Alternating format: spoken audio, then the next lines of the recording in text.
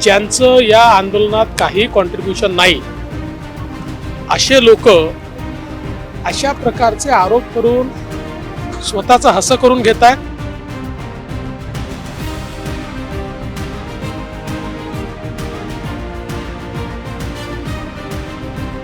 आपापली जी श्रद्धास्थानं आहेत ही श्रद्धास्थानं ही आपण स्वच्छ ठेवावीत।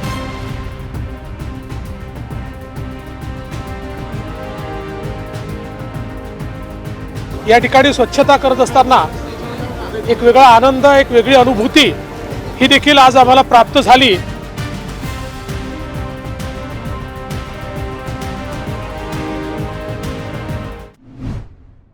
मला असं वाटतं की मोदीजींनी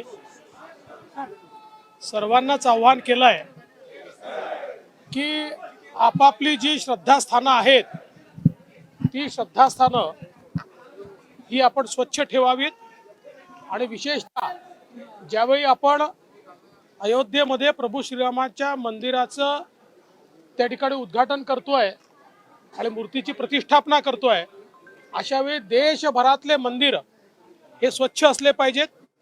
आणि म्हणून आमच्या मुंबईची, जिला आम्ही आराध्य दैवत म्हणून अशा मुंबादेवीमध्ये आम्ही सगळे आलो होतो आणि प्रतिकात्मक रूपाने आम्ही या ठिकाणी स्वच्छता केली आहे।